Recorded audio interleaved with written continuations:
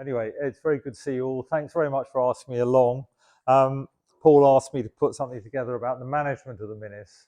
I hope what I'm going to say doesn't contradict what Sir William and Nick said in their previous presentations, but I'm going to focus on the management of the common, and particularly the management today and in the recent past. The Minnis, as has been pointed out already, is a privately owned common, which makes it quite rare. So we're very fortunate that we have it here, because part of the reason it's still here is because it's been privately owned. Other commons where the commoners have all got together and agreed that it could be developed no longer exists as a common. So we're very fortunate to have it, and very fortunate to have owners and trustees of the owners who want to preserve it and have it for everybody to enjoy. Pretty much until the Second World War, the common was used by commoners who had rights to graze animals. As Sir William said, that each commoner was allocated a certain number of animals and they could graze up to that number on the common. And often the cattle and sheep were put, and one donkey, were put onto the Minnis while home fields were shut up for hay and so forth. But obviously from this photograph, some hay was made on the common as well. This is a picture taken just on the right hand of Minnis Lane as you come from Bossingham Road to the Rose and Crown. It was an area that we cleared a couple of years ago with the Fotham work parties. That house at the back in the old days was called Gay Lords, Gay Lees being the farm on Stone Street. It's now known as Anvil House. And this house here was where Reg Huntley used to live. So very little vegetation, quite smooth ground, and somebody with their mechanized mower. Because the commoners were exercising their rights, the common more or less was self-managing. So they would manage their own livestock, take them on and off the Minnis as necessary. This slide is, I'm hoping, is one picture saves 1,000 words. It looks very complicated, but I've tried to summarize the structures that are involved with the management of the common. So at the top we have the owners that themselves are trustees of the estate of the late Lord Tomlin of Ash. And below that are the Stelling Minnis Charitable Trust. Now that trust has 7 trustees. One is nominated by the parish council. One is nominated by the Friends of Stelling Minnis, which I'll come to shortly. One is a representative of a commoner, somebody who has rights on the common. And 4 are appointed by the owners themselves. And they, in effect, are the body that manage the common. Below that comes the Minnis managers, who, in effect, do, as they say on the tin, they are the ones that will make the decisions as to where clearances will take, movement of the cattle, just day-to-day management of the Minnis. The Friends of Stelling Minnis were set up, I believe, in roughly somewhere in the 1960s, because the common was in need of some maintenance. It had been thrown into neglect, and so a band of people got together, and I'll talk about that in more detail shortly. But the Friends of Stelling Minnis were a group of volunteers, but they also were the fundraising arm of the community, and they raised funds to put into the Stelling Minnis Charitable Trust so that they could spend it via the Minnis managers to upkeep the Minnis. Latterly, that sort of funding no longer applies, that the Friends of Stelling Minnis is more a voluntary work party body than it is a fundraising body, because we now have funds introduced to the Stelling Minnis Charitable Trust from Natural England for the countryside stewardship agreement that we're in for the management of the common. So the Charitable Trust will provide funds to the Minnis managers to fund works. I'll gladly answer more questions about that later, but I think I'll leave that there for the moment and move swiftly on. Right. So this is a photograph I think we caught a glimpse of earlier, but this was taken in 1940, and it's a view with Minnis Lane running from Bottingham Road down to the Rose and Crown. So this is the area that the first photograph was taken in.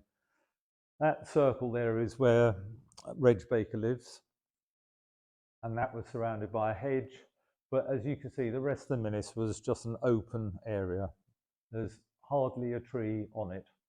And that was the result of the commoners exercising their rights. And so by constantly grazing it and making small amounts of hay and so forth, it kept it as very much as an acid heathland, which is what Natural England are trying to encourage us to recreate.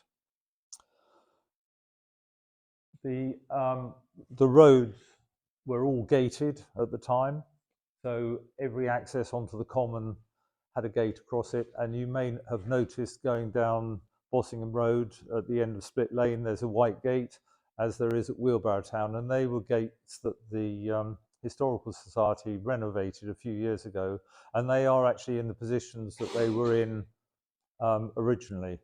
So those were the sort of gates. So it was enclosed, and landowners had a responsibility to keep stock off their land from the common rather than keep them on, which is the normal practice. If you have animals, normally it's your responsibility to enclose them.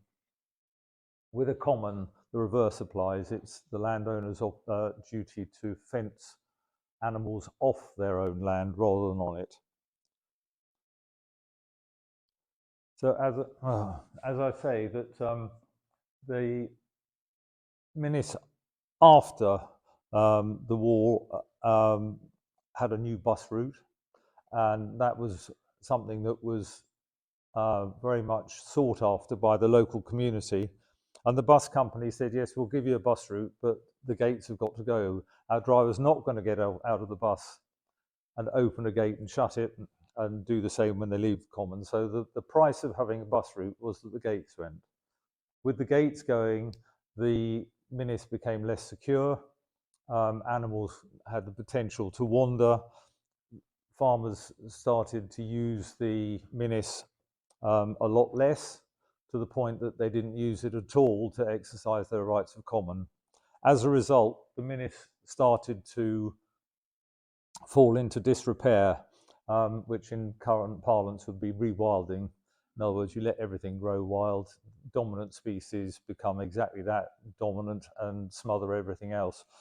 And so it got to the stage that it was so badly overgrown that people were struggling to even take air and exercise on it.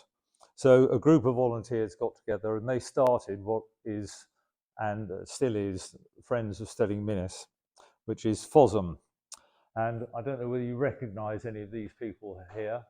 Most of the people on there I've known and have been on the Minnis for some time. David Stewart, who's recently passed away, is in the middle. Derek Crouch. This is Anne Day. And Phyllis Champion, who could see the Rose and Crown from the end of Split Lane at Locks Garage. So they were a group of volunteers that started the Friends of Stelling Minnis. Natural England eventually became involved with, or we sought, the managers sought the involvement of Natural England some 30 years ago. Some clearance had been done by FOSM, but because it was volunteers and poorly funded, they didn't make great inroads into what was quite a big problem. Natural England wanted the common to go back to being an acid heathland again, and in order to achieve that, they wanted to encourage the Minnis to be grazed, not only with sheep, but with cattle as well. It started off that the commoners got together and started a common flock of sheep that were just released onto the Minnis, no gates, no fences, and they spent nearly all of the time grazing everything other than the common. They would turn up at the farm, they'd turn up at Wheelbarrow Town, they'd turn up anywhere, but they weren't on the common. And so that became problematic, and the common flock eventually fizzled out because it just didn't seem to work. So the sheep were introduced by a third party. As William said, that if the commoners don't exercise their rights, the owners have the right to ask a third party to introduce sheep. And some sheep were introduced onto the common. They were held in with temporary electric fencing. Cattle were more problematic. We weren't sure that they would stay in where they were supposed to, so cattle didn't come onto the Minnis.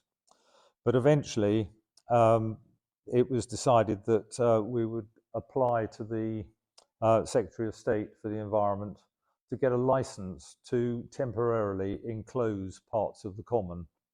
And so that was granted. We were given a 10-year license to enclose certain areas of the common with a stock fence so that cattle could be introduced onto the common.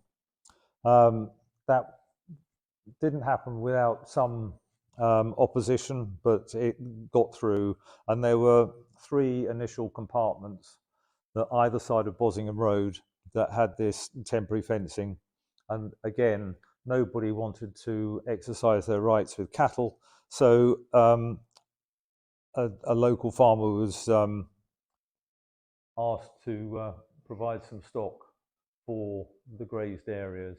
Again, this is the time-limited fencing that had just been put up. This is the area that is adjacent to Bosingham Road on the eastern side. As you go down Bosingham Road towards Bosingham, it's the land on the right-hand side of the road, and you can see how much bracken and scrub there is inside that enclosure. So Stuart Gammon, a local farmer, was asked to put some cattle on, and he had some very fine Highland cattle. And these are some youngsters that were put out there. And as you can see, they are chest deep in bracken, and they were released onto the common. Again, there's a sort of usual rogues gallery of people here, that Sheena and Wayne Gifford leaning on the fence, nothing much changes. And that's either Janet or Gillian, I'm not sure, up in the top corner there. And I think it's Derry Lowe taking the photographs. So these Highland cattle were introduced and went round the compartments and did their grazing. And that started in 2007. Still during that time, FOSM work parties convened, normally once a fortnight through the winter months, and a lot of helpers and a few chainsaws, and always a big bonfire. And Peter Fry, who's in the middle with his well-earned cup of soup, is the fire monitor, and he's a pyromaniac and loves that. And so that's a band of volunteers. And so what started off with Phyllis Champion and Norman Dale, the black and white photograph, still carries on till up to the current day, with a band of locals who come out on a Saturday afternoon. And I keep writing in the parish magazine that it's a lot of fun and you should come along. And I hold by that. It's a good 3 hours. We get a lot done, and it's good fun. The managers funded us to go on chainsaw proficiency course. So there are 4 of us who are licensed now to operate chainsaws. So we get quite a lot done. The Kent Wildlife Trust funded the protective clothing. So we're fully compliant with all health and safety. And when there are 4 chainsaws going, the volunteers are kept quite busy. So in 2017, it was time that the time-limited fencing had come to the end of its license.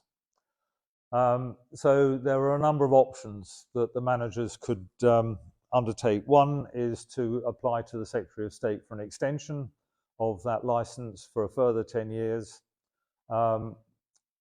And another option was to take the fencing down and not graze the animals anymore.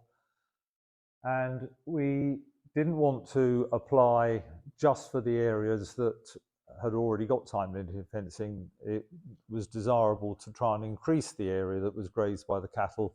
So we wanted to extend the area as well as extend the license. So a meeting was held in the village hall here, and all the options were discussed. There were people who really didn't like the time-limited fencing anyway and were absolutely determined not to allow any further enclosure on the Minnis. There were those who felt that the advantage of having livestock towards the goal of restoring acid heathland was a price worth paying. So the community was divided. But we were very fortunate that Camilla Swire was in attendance at that meeting, and she approached the managers after the meeting and said that if there was any way that the common could be grazed without the need for enclosures, she would be very interested and she would be prepared to help fund that project. So we then went away and we explored the possibility of, again, putting cattle grids on the main roads and getting all the residents locally to fence their properties against livestock. Again, that ever since I've been on the common, living near the common, that's always been contentious. People really don't like the idea of cattle grids across the main roads. They certainly don't like the idea of being forced to fence their properties against animals that might wander off the common. The other downside of open grazing is that the cattle will selectively graze the best bits.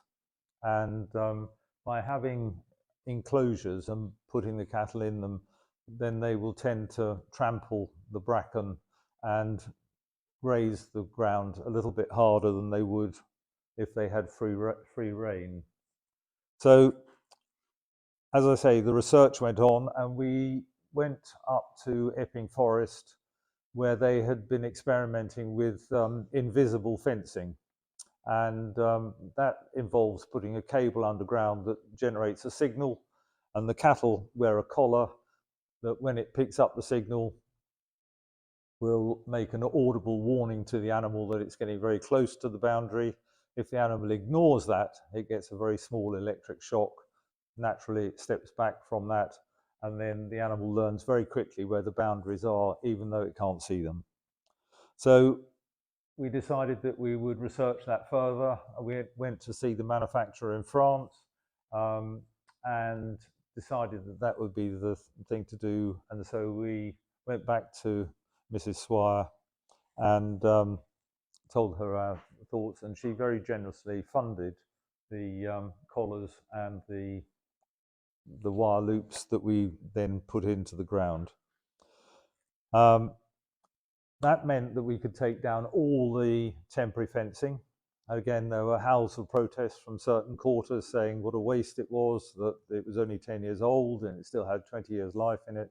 But all the fencing was taken down carefully and reused elsewhere. All the kissing gates and the access gates were taken by the Kent Wildlife Trust to be used elsewhere. So everything was recycled. But the Minnis then returned to being an open common, as was always intended, so that people had free access to the whole of the common. And we also had the benefit that the cattle could graze safely knowing that they would be where they're supposed to be. There was a lot of nervousness within the community about the idea that the cattle would be on the common without physical fencing. And there was a degree of nervousness by me, worrying about putting cattle out on the common without physical fencing as well, and how they'd interact with the public. We chose 5 or 6 animals that were particularly docile, and we put them out on the common the first year, and they were very good. They pretty much ignored the public and the dogs, and now the public and the dogs ignore the cows. It's everybody just takes it as being the cattle are on the Minnis, and very few people are concerned about the cattle at all. And the fencing, I have to say, has been really effective. I can't say they've never got out, because they have, but most of the time it's because there's some failure in either the collar or the transmitting loop. But it has meant that we can graze the cattle in a controlled way on quite a large area of the common. And trampling the bracken has weakened it no end, and we now have much more open areas in the common. And as Nick alluded to, it's not wanting to create one habitat across the whole of the common. It's a matter of having diverse individual little habitats within it.